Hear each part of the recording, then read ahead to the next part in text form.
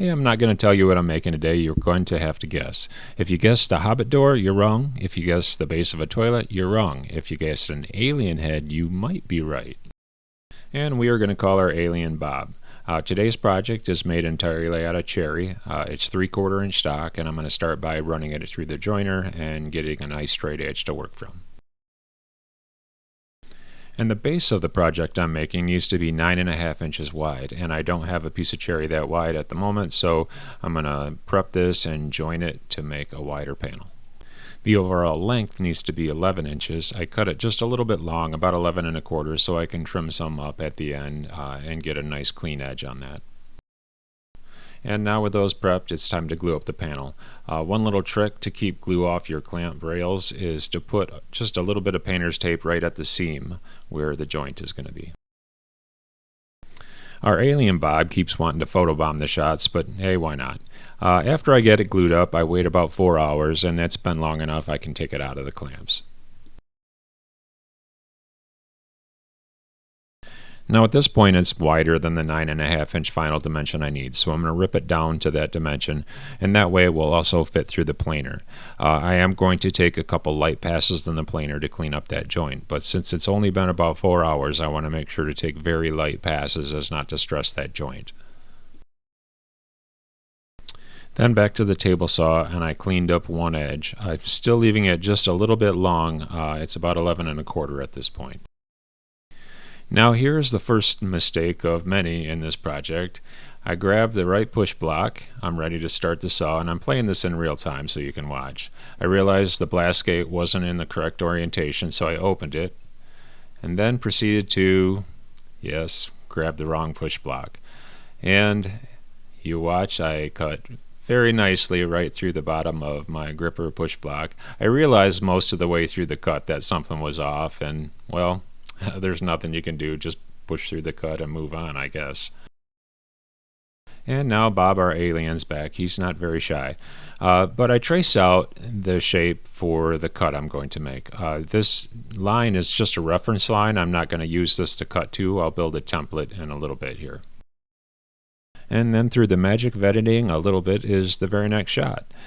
So I use Bob to trace out the general shape onto a template material. This is MDF.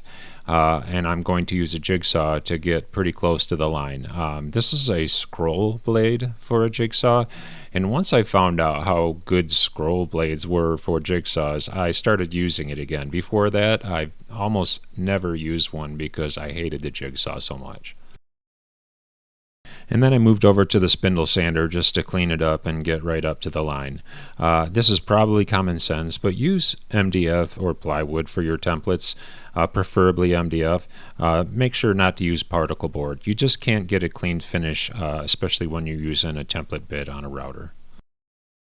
So now what I'm going to do is create a 1/4 inch recess across the entire opening of this template area that I traced out. I'm going to start in the middle and work my way out. This is a bowl bit. It's the biggest one I have. That way I can kind of clean up a lot at the same time without taking forever to make this recess. And then with that done, I can go ahead and set my template on there and clamp it down. I'll use just a regular template bit with a guide bearing, and I'll work my way around and clean this right up to the edge of the line. I did make another small error when I was routing with the big template bit. I tipped the router just slightly on the outside edge where it's a little narrow and dug a little deeper than I wanted into the bottom of this. It's fairly minor and it won't be seen. It'll still bother me, but I did do that. With that all done, I could remove the template and test fit that Bob fit very snugly and nicely into his new home. And now I can move on to putting some sides on this. These rails are cut to a very specific height for a reason so that some casters can fit in there. And this is where I made another mistake. This is a fatal flaw in the design, and I'm not going to realize that for a very long time until the project's almost done, but let's keep going. And then I just went ahead and got that glued up and clamped down. Once I had it clamped down, because I'm possibly the most impatient person on the planet, I started sanding. The recess was still fairly rough, so I started with 80 grit and worked my way up to 220 grit.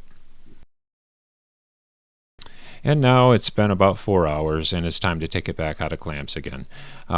This time I'm going to add a step onto the side of this, and this step piece is going to facilitate what's holding the caster, what this caster is actually screwed to. There's a certain width so the caster can spin freely all the way around without hitting anything.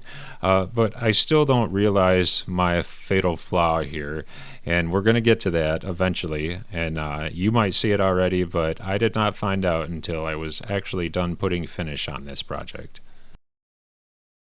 And now while I'm waiting for that to dry, I'm going to add two 1-inch runners in the front and the back of this thing, because what's going to sit in it is relatively heavy.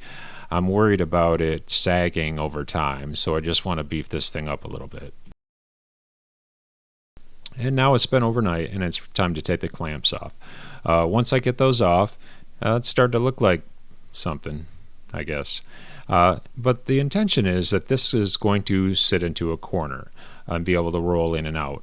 So I'm going to cut a 45 on the two back corners of this thing so that it can slide a little deeper into the corner that it's going to sit in.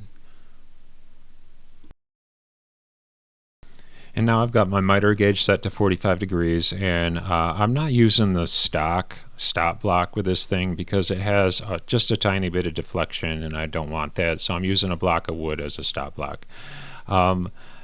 I don't know it yet, and you can't see it in this shot, but I'm about to make yet another mistake. So I make those two 45-degree cuts, and off camera I flip it over and realize that I cut the 45-degree angles off the front because there is an orientation with the front and the back. So I opted just to cut off the back corners as well, and I liked it better afterward anyway because it made it more uniform with 45-degree cuts on all four corners. And because I probably overbuild everything, I'm worried about weight again, so I'm adding 4 small angled pieces to connect the side rails of this thing to give it just a little more support and strength over time. And now with those 4 pieces cut, I can figure out where the spacing of those little brackets need to land. And it's painfully obvious when I look at this shot now what I did wrong, but I still don't see it because I'm so fixated on the task at hand. And then I made sure to pre-drill all the holes, especially because they're so close to the edge I don't want to split out the wood. Once I get the caster mounted, I can go ahead and locate the bracket and make sure that it's not going to interfere with the motion of that caster. Once I determine where a good spot for that to land is, where it's not going to interfere but yet provide the most support, I went ahead and used a combination square to set that distance. That way I can locate all 4 evenly amongst all 4 sides.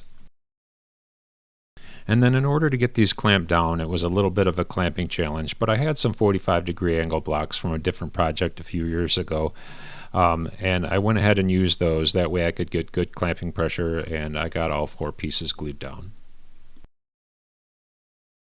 And then later that evening I could get the clamps back off, and it was time to just give it a final sanding.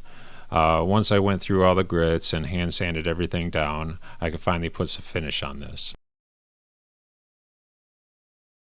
The finish I'll be using is a wax blend, and it's a repairable finish, but it's a mixture of mineral oil, beeswax, carnauba wax, and some tung oil.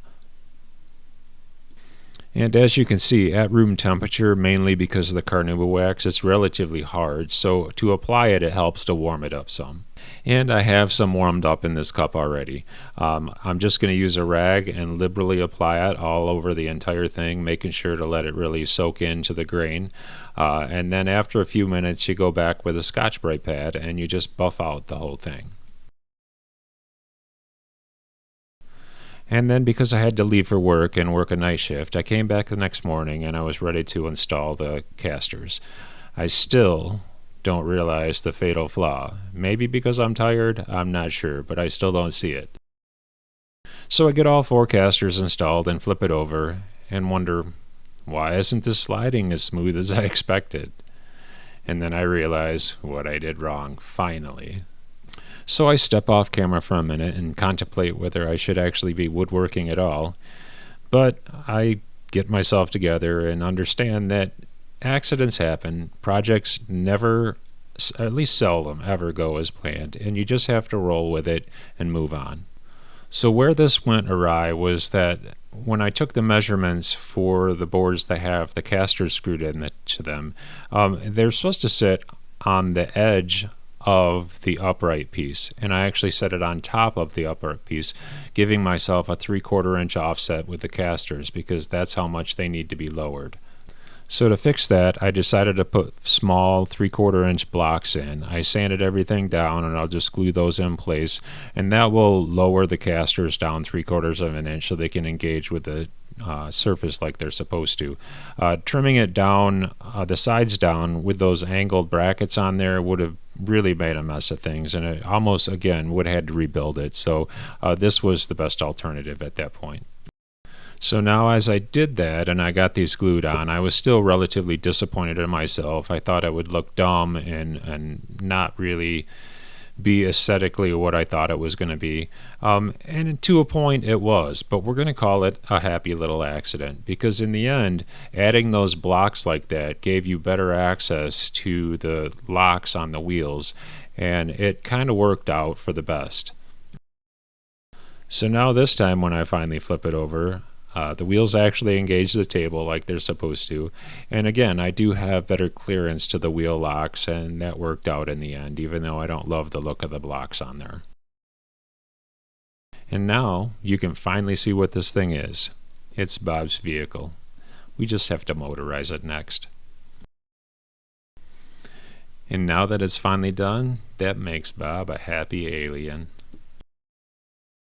Okay, so what it really is a rolling platform for a KitchenAid mixer. My mom requested it, so I made it for her. It was intended to go in the corner, but as it worked out, we moved things around and it's sitting on the side of the counter. But she can roll it out, lock it in place, and roll it back in, and it makes it very easy because the rubber feet on the mixer itself make it very hard to slide otherwise.